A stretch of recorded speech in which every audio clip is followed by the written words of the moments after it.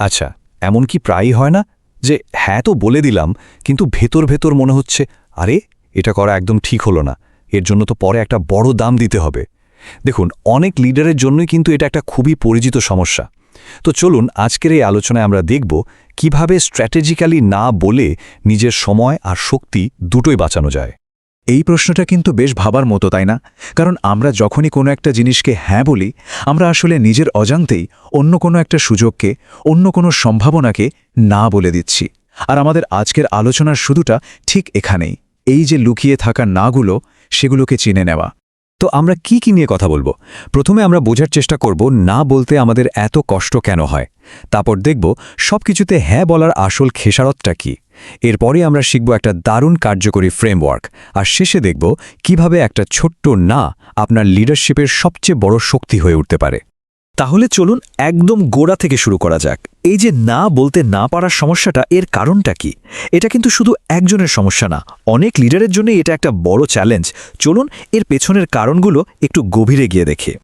এই যে সবাইকে খুশি করার একটা চেষ্টা, এর পেছনে আসলে কাজ করে কয়েকটা ভয়। যেমন ধরুন, সম্পর্ক যদি নষ্ট হয়ে যায়, বা কেউ যদি আমাদের খারাপ ভাবে, এই ভয়গুলো। যখন আমাদের নিজেদের সম্মানটা অন্যদের স্বীকৃতির উপর নির্ভর করে, তখন না বলাটা খুব কঠিন হয়ে যায়, তাই না?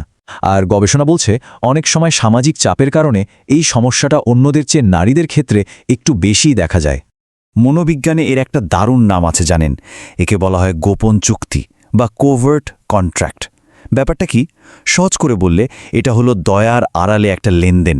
মানে আমরা ভালো ব্যবহার তো করছি, কিন্তু মনে মনে আশা করছি যে এর বদলে আমরা প্রশংসা বা স্বীকৃতি পাব। এটা আসলে নিঃস্বার্থ ভালো থাকা নয়, এটা একটা অলিখিত চুক্তি। কিন্তু ক্রমাগত হ্যাঁ বলতে থাকার আসল দামটা কি? এর প্রভাব কিন্তু শুধু ব্যক্তিগত জীবনেই সীমাবদ্ধ থাকে না, এটা একজন লিডারের পুরো কার্যকারিতাকেই নষ্ট করে দিতে পারে। চলুন দেখি কিভাবে। এর মূল্য কিন্তু মারাত্মক। সবকিছুতে হ্যাঁ বলার প্রথম ফল হলো ক্লান্তি আর বার্নআউট। এরপর আসে বিরক্তি, সম্পর্কের মধ্যে তিক্ততা তৈরি হয়, আর সবচেয়ে বড় যে ক্ষতিটা হয় তা হলো সবচেয়ে গুরুত্বপূর্ণ আর কৌশলগত সুযোগগুলো আমাদের হাতছাড়া হয়ে যায়। এই কথাটাতেই কিন্তু পুরো সমস্যার সারমর্মটা লুকিয়ে আছে। আমরা যতবার হ্যাঁ বলি, ততবারই একটা অদৃশ্য মূল্য চোকাতে হয়, আর সেটা হলো সেই অসাধারণ কাজগুলো যেগুলো আমরা করতে পারতাম, কিন্তু করার সুযোগটাই পেলাম না। আচ্ছা, সমস্যা তো অনেক বোঝা গেল। এবার সমাধানে আসা যাক।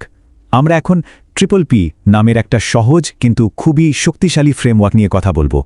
এটা লিডারদের নিজেদের সীমানা ঠিক করার জন্য দারুণভাবে কাজ করে। এই ট্রিপল পি ফ্রেমওয়ার্কটা দাঁড়িয়ে আছে ৩টা সহজ ধাপের ওপর। প্রথম পি হলো পজ, মানে থামা, হুট করে কোনো উত্তর না দিয়ে আগে নিজের আবেগটা বোঝা। দ্বিতীয় পি হলো পারপজ বা উদ্দেশ্য, মানে যে সিদ্ধান্তটা নিতে যাচ্ছি সেটা কি আমার আসল লক্ষ্যের সাথে মিলছে। আর শেষ পিটা হলো পাওয়ারফুল কমিউনিকেশন, অর্থাৎ খুব আত্মবিশ্বাসের সাথে নিজের সিদ্ধান্তটা পরিষ্কারভাবে জানিয়ে দেওয়া। থিওরি তো অনেক হলো, এবার চলুন দেখি বাস্তবে এটা কিভাবে কাজ করে। একজন লিডারের জীবনে এই ফ্রেমওয়ার্কটা কিভাবে প্রয়োগ করা যেতে পারে সেটা একটু দেখে নেওয়া যাক। চলুন একটা উদাহরণ দিয়ে ব্যাপারটা বুঝি। ধরুন সামনেই আপনার একটা পার্সোনাল ট্রিপ আছে, সব প্ল্যান করা শেষ। ঠিক তার আগেই একটা জরুরি বিজনেস ট্রিপের অফার আসলো। এখন কি করবেন? সাধারণত আমরা কি করি? সাথে সাথে নিজের ট্রিপ ক্যান্সেল করে দিই, আর পরে মনে মনে রাগ করি, হতাশ হই, তাই তো? কিন্তু ট্রিপল পি ফ্রেমওয়ার্ক ব্যবহার করলে ব্যাপারটা পুরো অন্যরকম হবে। প্রথমে আপনি একটু থামবেন, নিজের ভেতরের অনুভূতিটা বোঝার চেষ্টা করবেন। এরপর ভাববেন আপনার আসল উদ্দেশ্যটা কি। হ্যাঁ, এই সুযোগটা ক্যারিয়ারের জন্য খুব গুরুত্বপূর্ণ, কিন্তু নিজের ব্যক্তিগত সময়টাও তো দামি। আর সবশেষে আপনি একটা শক্তিশালী কমিউনিকেশনের মাধ্যমে একটা সমাধান বের করবেন। যেমন হয়তো বলতে পারেন যে ট্রিপটা একটু ছোট করে বা অন্য কোনো সময় করা যায় কিনা। দেখুন, তখন কিন্তু সিদ্ধান্তটা আর একটা স্যাক্রিফাইস বা ত্যাগ মনে হবে না, মনে হবে এটা আপনার নিজের নেওয়া একটা সচেতন সিদ্ধান্ত। একটা জিনিস কিন্তু মাথায় রাখতে হবে, শক্তিশালী যোগাযোগ মানে লম্বা চওড়া কৈফিয়ত দেওয়া নয়। এর আসল মানে হলো খুব শান্তভাবে, আত্মবিশ্বাসের সাথে আর পরিষ্কার করে নিজের কথাটা বলা। অন্যেরা কি ভাববে বা তাদের আবেগ সামলানোর দায়িত্বটা কিন্তু আপনার নয়। এবার চলুন না শব্দটাকে একটা সম্পূর্ণ নতুন চোখে দেখি। না বলা মানে কিন্তু কোনো কিছুর ইতি টানা নয়, বরং এটা হতে পারে একটা ইতিবাচক এবং কৌশলগত সিদ্ধান্তের শুরু। আমরা একদম শুরুতে একটা প্রশ্ন দিয়ে আলোচনাটা শুরু করেছিলাম, মনে আছে? এবার চলুন সে প্রশ্নটাকে একটু উল্টে দিই, আর এই নতুন দৃষ্টিকোণটাই কিন্তু সীমানা নির্ধারণের আসল শক্তিটাকে আমাদের সামনে তুলে ধরবে।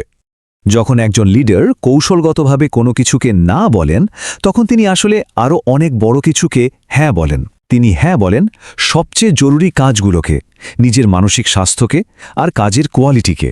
আর এর মাধ্যমেই কিন্তু তিনি সবার কাছে একজন কার্যকর এবং বিশ্বস্ত লিডার হিসেবে নিজেকে প্রতিষ্ঠা করেন।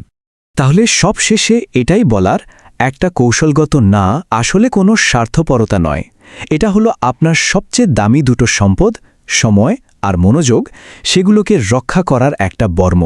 আর এটাই আপনাকে আর আপনার টিমকে সফল হওয়ার জন্য সেরা সুযোগটা তৈরি করে দেয়।